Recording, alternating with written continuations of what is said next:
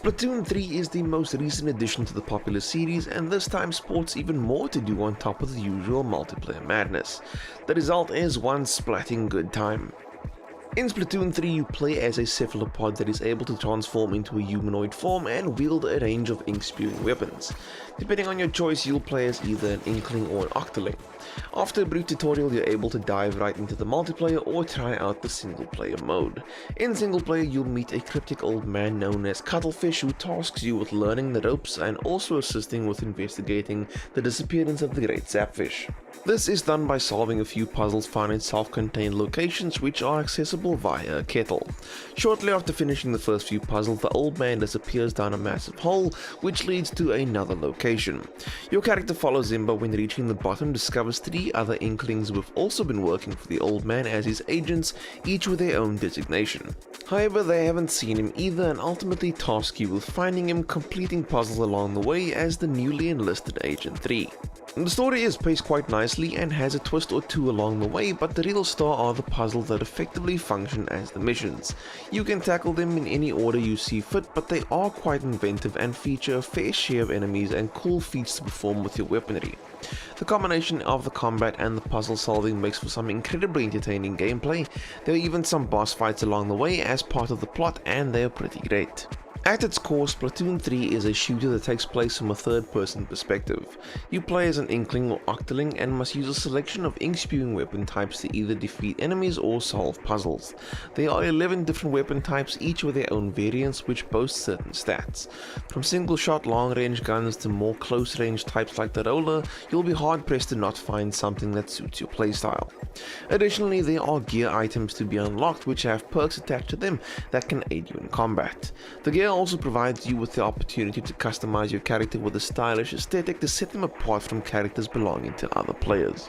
The story mode will take you to a few hub areas that contain kettles which transport you to a puzzle location. Puzzles come in different forms and can be as simple as using a certain weapon to get through to the exit or doing some tricky platforming. Completing the puzzles reward you with power eggs, which are the main currency and can be used to clear the strange furry substance plaguing the hub areas, which allows access to even more kettles. These start off pretty easy, but there are a good number of them that will see you doing quite a few attempts before getting it right.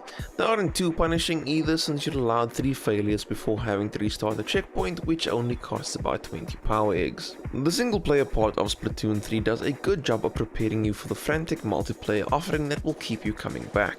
The main mode on offer is Turf War and tasks each team of 4 with inking as much of the map as possible within the space of 3 minutes.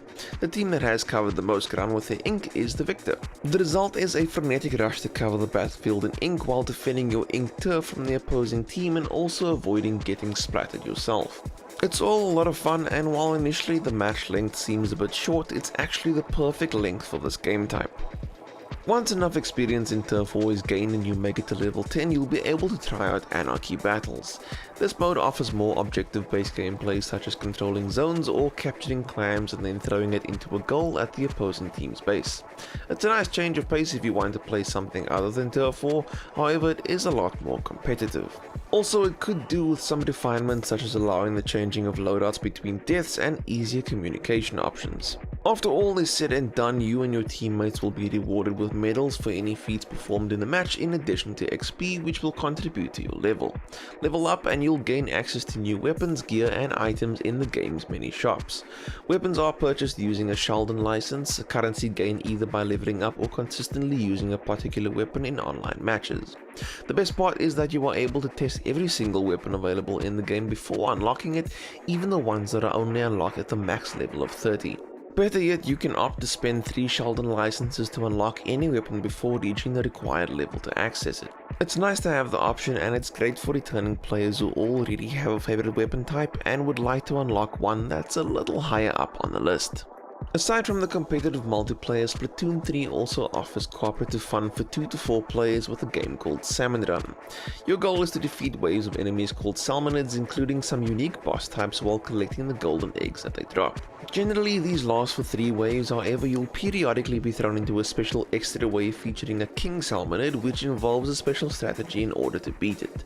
This happens all while your team cycles through the supplied weapons, allowing each member to alter their playstyle each round. Not Not all is perfect in the locale of Splatsville though, as Splatoon 3 does fall victim to frequent disconnects when indulging in the multiplayer. When this happens to a player during a match, it is immediately ruled a no contest, and any potential XP to be gained is forfeited by both sides. It's not the biggest obstacle, as matchmaking is generally quite fast, but it can be quite frustrating when nearing the end of a match.